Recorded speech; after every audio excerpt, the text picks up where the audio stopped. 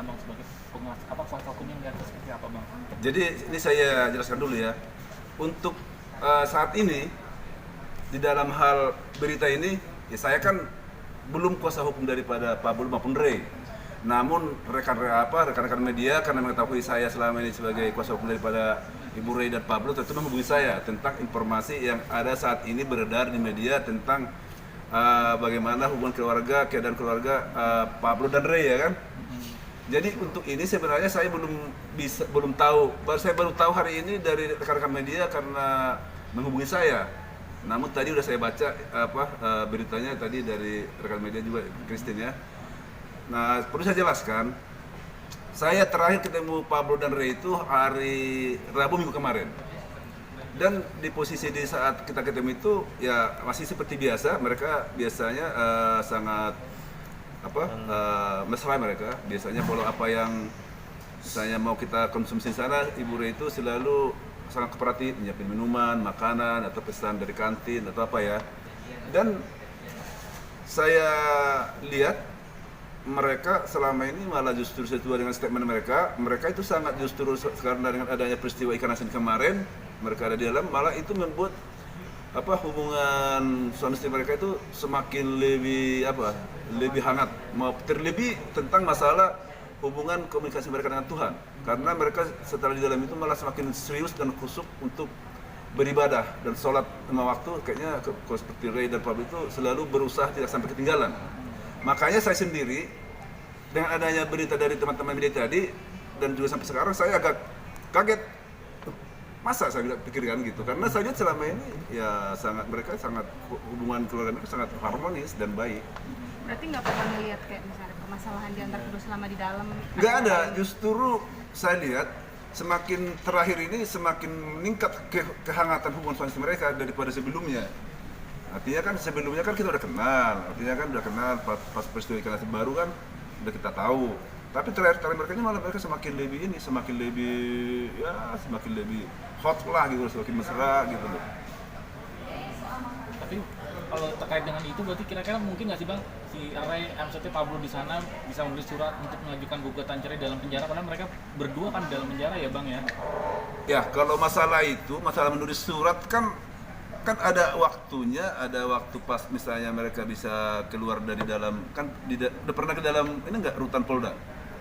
Belum pernah sih bang. Kondisinya di sana itu kan ada di saat sholat, di saat jam sholat kan bisa semua pada keluar. Di saat ada kunjungan bisa keluar juga di tempat kunjungan yang disiapkan di sana kan. Kalau masalah itu bisa aja dia siapkan menulis surat di sana, tentu mungkin atau ada mungkin asistennya yang datang ke sana itu bisa mengupload kan, bisa aja. Bang, ini bisa dibilang sudah jatuh tertimpa tangga pulang nggak sih? Sudah dalam penjara tapi akhirnya gugat cerai si Ray, bisa dibilang seperti itu juga nggak bang? Kalau saya susah menjawab itu.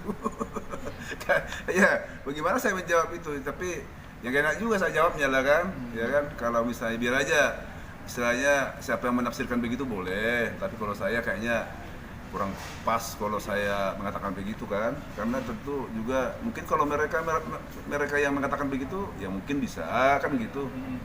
Padahal kan juga Ray kemarin pakai kerudung dan berubah jadi lebih alim karena pengaruh positif dari Pablo juga ya bang. Sangat disayangkan juga bang kalau seandainya Pablo menceraikan si Ray. Gimana bang melihatnya bang? Nah, hal ini seperti saya bilang, kalau saya menjawab lebih jauh kan saya belum pas nih. Satu karena posisi saya kan juga belum dalam urusan ini kan belum juga salah satu mereka belum menunjuk saya juga sebagai kuasa atau belum mereka berkoordinasi dengan minta suatu update dari saya. Jadi kalau sejauh itu ke sana saya belum pas ininya. Namun kalau yang bisa saya mungkin sampaikan, ya kan, bahwa yang bisa saya sampaikan itu, ya saya dengan kalau memang ini ada peristiwa ini saat ini, ya saya juga sangat kaget. Dan saya tentu akan saya udah mereka itu kan bukan lagi sebagai antar klien dan kuasa hukum, karena hubungan saya dengan mereka udah cukup lama ya, selama penanganan kontinu penanganan kasus mereka. Jadi saya sendiri ya diminta atau tidak diminta mereka, saya akan kunjungi nanti mereka. Kalau memang ini ada indikasi seperti ini, saya akan coba untuk memberikan pemahaman terhadap mereka, jangan sampai terjadilah hal ini, kasihan anak kami begitu. Betul. Sangat disayangkan sekali Bang kalau Ya. ini terjadi Bang, apalagi Ya. kan mereka sudah menjalani sekitar 3 tahun nih Bang. Ya, Nah itu gimana melihatnya Bang? ya itu saya bilang, itu kan saya bilang tadi, itu saya akan berusaha untuk mencoba mengkomunikasikan ke kedua belah pihak supaya ini jangan sampai terjadi.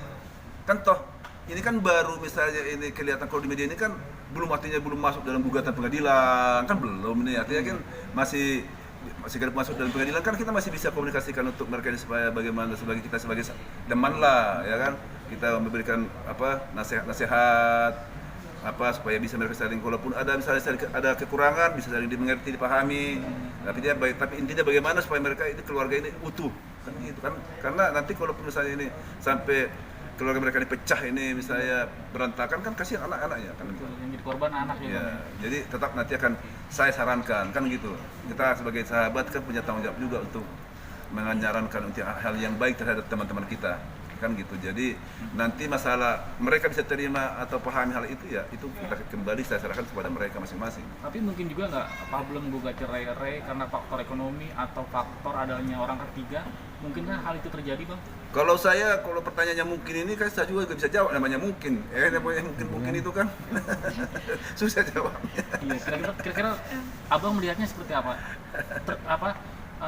Terjadi nggak sih hal seperti ini? Maksudnya adanya orang ketiga Saya maaf faktor ya, ekonomi? hal ini saya nggak bisa jawab karena saya sendiri pun kan belum ketemu mereka. Tapi mungkin waktu dekat saya akan ketemu mereka, nanti akan bisa, kalau mereka memang berkenan untuk saya bisa menyampaikan, menyambungkan apa yang ada dalam hati mereka di media, akan saya coba sampaikan. Kalau mereka mengizinkan kan gitu kan. Gitu, tambah. Abang kan Jadi saya juga sarankan sama mereka tentang masalah anak-anak, kalau misalnya harus sampai ke hutan, saya bilang kalau bisa nggak usah.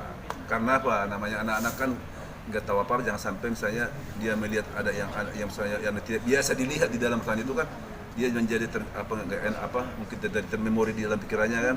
Jadi saya bilang ya lebih baiklah kalian misalnya lebih bersabar menahan rindu ya kan, daripada anak harus ke sini kan gitu. Tapi ya kelihatannya sih mereka ya pertimbangkan dan memang jarang. Jadi memang pernah ya kan, seperti kemarin waktu ke sidang kan pernah datang, karena itu katanya anaknya udah nyari udah nangis terus nyari bapaknya, dari Bu Rey kan, makanya itu sampai dibawa oleh asisten rumah tangganya ke pengadilan gitu.